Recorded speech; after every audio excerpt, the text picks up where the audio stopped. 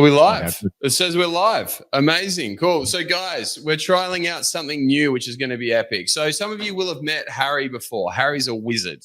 He's the JCF wizard. He's very techie, very nerdy, but very, very knowledgeable in the realms of everything performance enhancing, trying to optimize for light, biorhythms, like absolutely everything, how to optimize energy, brain function, whatnot. He's one of the coaches and mentors we have here at JCF. And so I want everyone to give him a warm welcome. I want you to all just give him a quiet clap while you're there watching the screen, because Harry's going to be on here. He's going to be dropping some really, really cool shit. And I'm really, really pumped. Now, first of all, Harry, just so everyone can get to know you, I know we're a little bit short on time tonight. But can you please just quickly run everybody through the research that you're doing at the moment? Sure, man, of course. So at the moment, what I'm going through in this topic, at least anyway, is just going through light and dark cycles, like how the light affects our mood, our energy, like our sleep, of course, as well. And then we already know how all those things are directly related to our performance, right? Totally. In terms of work, personal life, all that, and physical as well. All right. So when it comes to brain fog and energy, what are some of the biggest mistakes that people make when it comes to fixing brain fog and actually optimizing energy? So the biggest mistakes people make is they treat the symptom, right? I've got brain fog. I don't have energy. What food can I eat? What stimulant can I put in my mouth to pick me up? And then they go up and then they come down. And then like coffee? So wake up in the morning, I caffeine. Feel like shit, I slept like shit. All right, cool. I'll smash a coffee now. Yeah, it'll be coffee, it'll be pre-workouts, it'll be, energy drinks, which eventually turn into alcohol for some people towards the end of the afternoon into night, and then detrimental to their sleep again, wake up feeling like shit again. Oh, I need more coffee, which then damages their sleep again, and you get stuck in that cycle. On the vicious cycle of vodka Red Bulls on a Friday and then too many coffees on a Saturday, right? 100%, man. And coming from someone myself who used to down 10 cups of coffee a day, it's not a fun cycle. Totally. So why were you downing 10 coffees a day? Because most of it wasn't even energy, man. Part of it was boredom. I was working in a cafe, so it was fed to me. I liked the taste and I liked the buzz. It didn't even, obviously this was before JCF. It didn't even click with me that my anxiety, my moods, I didn't even think sleep was that important at that stage in life. I didn't even think any of that was related. It was like, oh, I'm just irritable and a stress head.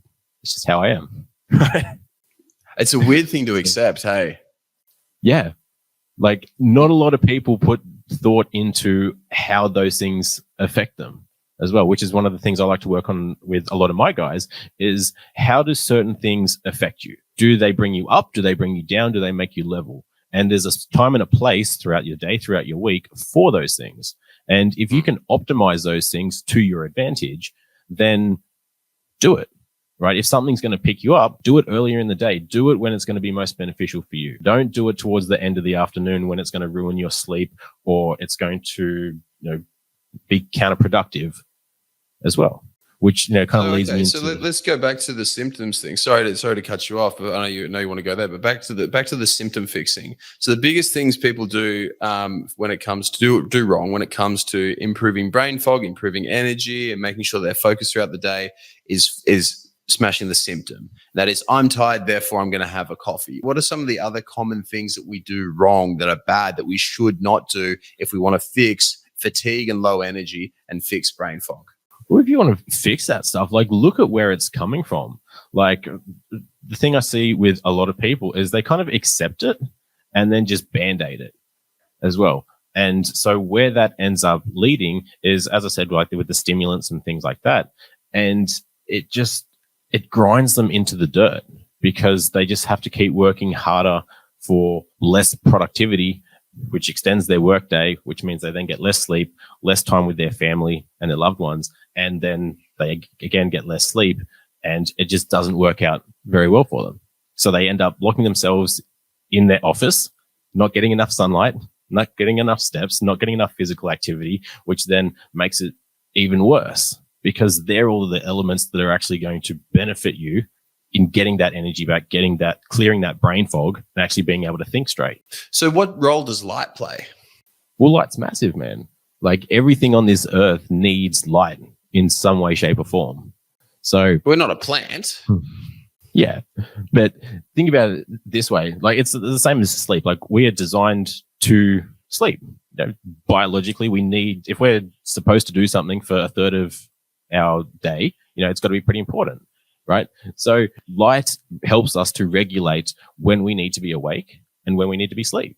So what a lot of people kind of get caught out on in trying to work so much is they're working ungodly hours inside. So it's under artificial light. They're not getting enough sunlight, and it ruins their natural rhythm, which consequently ends up in them being sleepy and tired and brain fog when they want to be alert and focused, and then being wide awake and wired when they want to be asleep because their rhythm is so out of whack. Like I'm sure you've been in situations in life when it's been like that. You've been so tired when you're struggling to study, stay awake, things like that. And then you go to sleep and then you're laying there and your brain just won't freaking turn off. 100%. Yeah, it's the worst, isn't it? And you know what? There was an interesting, man, is a game changer for me is when I stopped being on my phone right before bed. Like we all think, like the most common way that everyone winds down now is just flick on Netflix, jump on your phone, scroll through Facebook and wind down and like de-stress from the day. But it doesn't work like that at all. It's worse because when you're on that blue light, and it's crazy, like when I started looking into the biochemistry of it, you have that blue light, that 425 nanometers or whatever it is, roughly 425 nanometers being emitted from this, that blue light comes in and absolutely like crushes your neurohormones and neurotransmitters and just like sets you up to be awake.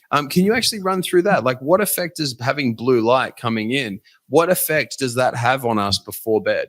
Well, when you think about it this way, like blue light is, other than artificial sources like your phones and your lights, it comes naturally from the sun, like first thing in the morning. And that's when you want it, because you want to be awake, you want to be alert, you want to be focused on what you're doing. But then going against that from screens and artificial lights late in the day, it does the exact same thing as it would first thing in the morning. So it keeps you alert, it keeps you awake, it keeps the neurochemicals of like new dopamine, especially when you're on social media on your phone, norepinephrine, I should say, and cortisol essentially as well, which is all the things you want in the morning, but staying on your phones, bright overhead lights, all those artificial things at night is what keeps your mind in that morning state. One of the things I found most interesting as well is that is REM sleep, right? Everyone knows what REM sleep is. It's the rapid eye movement sleep. It's the sleep that we're having when we're dreaming. And one of the things that allows us to have REM sleep is an increase of acetylcholine being present. But one of the things which turns off that same improvement or in the increase in acetylcholine and the introduction of REM sleep is whenever we have an increase in norepinephrine. Like every single time, like it's a complete game changer. So as soon as we are on our phones before bed, as soon as we're getting stimulated and we're getting that norepinephrine or noradrenaline, whatever way you want to pronounce it, as soon as you get that, it just immediately shuts off your REM sleep, shuts off your learning, shuts off like all of your brain function. And you wake up feeling shit the next day because you've missed out on one of these extremely crucial areas and components of sleep. So going back to it, so what should healthy light exposure look like? If we're wanting to optimize our biorhythms, our circadian rhythms, what should healthy light exposure look like? So, in an ideal world, you'd go camping for 7 days and just get synced by the natural rising of the sun, setting of the sun. That'd be awesome. But obviously not everyone can do that. So follow that routine. Like in the morning when you wake up, if you can, aim to get at least 10 to 15 minutes of natural light, 30 to 60 minutes from waking. If you're, like me, you wake up somewhere between 4 and 5 in the morning, then flick on some artificial lights and then, overhead lights, because part of our eyes obviously sense what we take in consciously in terms of colors, shapes, moving, things like that. But they also take in the light intensity, so the wavelength as well, whether that's blue or red towards the end of the day, which we want, but also the position of the light. So in the morning and during the day, when you want to be awake and alert, the sun is highest, it's above you, it's coming from above. And that's, again, what helps signal to your hypothalamus to keep you alert, keep you awake. So above headlights, nice and bright first thing in the morning if you can't get outside. But then if you need to rely on the artificial lights, then as soon as you can, go outside, get some natural light. Because that's going to help not just wake you up in that in at that moment in time, but also set that clock for when to be sleepy, 9, 16 hours from then to actually help you go to sleep as well later on. And that's where these puppies come in. These have been a game changer for me. So these are my blue light blocking glasses. I wear them through the day. I'm not a big glasses guy, but fuck me, these things are good. Like these are absolutely incredible how much it improves. I see you're wearing them as well. Wearing these, plus my awesome celibacy, goggles that I wear. Those fucking gross. I got those as well. Bad boys. The speed dealers. Golden. You're gonna go sell some pingers to some kids wearing those things. But like wearing those, it's an absolute game changer. Jeremy Thomas has just said, not just for looks. By the way, I got a question here. I know you're gonna have to jump off in a sec, so we'll roll on with this question before we wrap up. I'm not sure whose name was. It's not coming up here. He said, "Mate, I could sleep 24 hours a day if I could, but I need 2 coffees to wake up. I test as GABA dominant with no dopamine. How much does individual chemistry come into it, and are there any other natural ways to boost energy without having to eat sups like Smarties or smash the long blacks?" So everything is always individual, but how you could test that is because there's obviously people that are night owls and people that are early risers.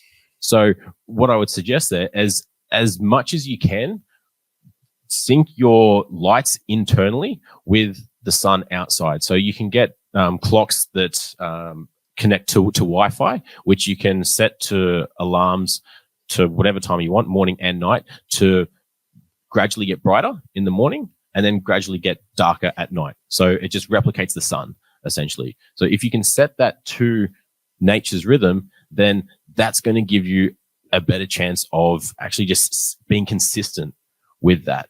Because consistency is one thing that a lot of people forget.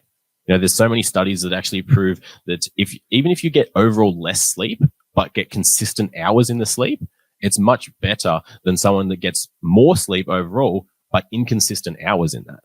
So if you can get consistent hours of sleep, find where that natural rhythm is, find when you're sleepy, when you're awake. And, as much as you can, try to go off how you feel as well. So not dictated by, phones, meal times, social outings, things like that.